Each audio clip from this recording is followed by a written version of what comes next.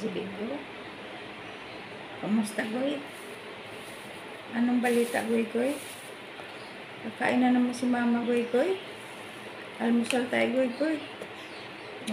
Ano tayo ng dairy cream. Masarap yung dairy cream sa sa mainit na pandesal. Ito na yata talaga ang content ko. Kain. Diba? Konti lang kasi. Hindi masyadong mainit yung pandesal. Hindi matutunaw yung dairy cream. Masarap to kasi angkor. Diba?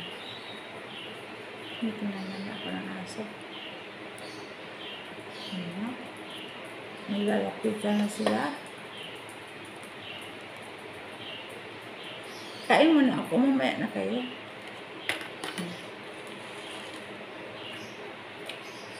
Malinamnam ang angkor.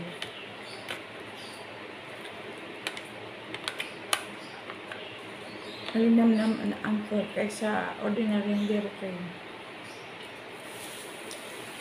Kaya lang, masarap yung angkor kapag mainit ang pandesal.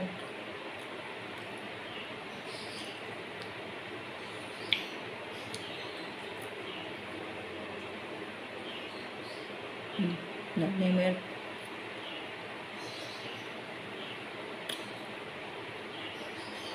Kaya lang ayaw ko ng maraming palaman. Kunti lang gusto.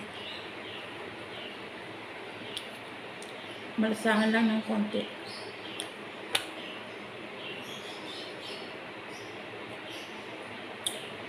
Bumibili ako ng pandesal.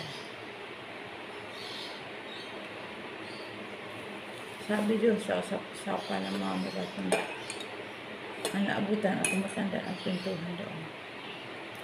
Siya daw hindi nakatulog kasi nahihilo, masakit ang ulo, ganyan, maraming nararamdaman. Kaya iniisip ko, ako kaya pag tumanda pa, matanda na, pero mas lalong tumanda pa.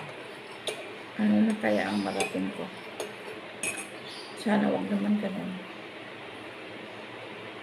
Normal lang ang pagtanda.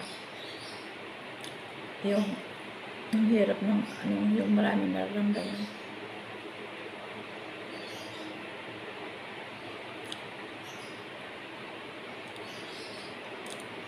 Tapos, ayaw na, yung isa sabi, ayaw ko na magdagdag ng gamot kasi 10 na ang iniinom kong gamot araw-araw. Diba? Ang hirap ng gano'n, no? Yung ang daming gamot na iniinom. 10. 3 nga lang eh. Ang hirap ng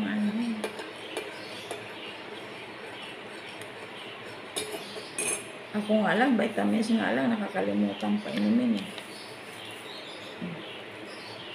Ang pandesal talaga, hanggang hanggang 4 lang ang kaya ko. Kunti lang, napadami lagay ko noon.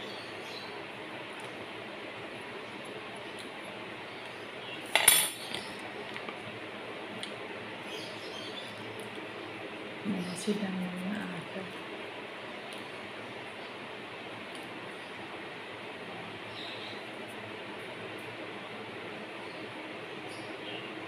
Morning guys.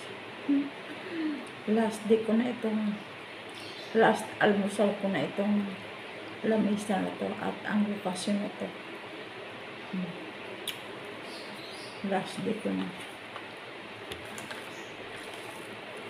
Huling almusal ko na dito sa bahay na Irek.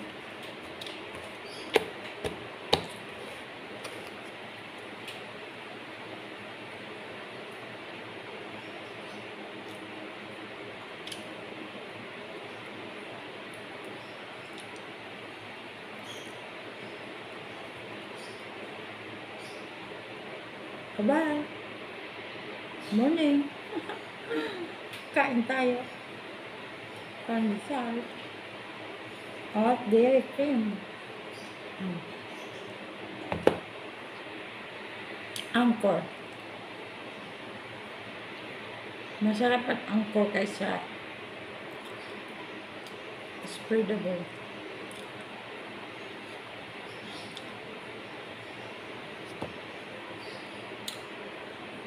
Bye. Thanks for watching.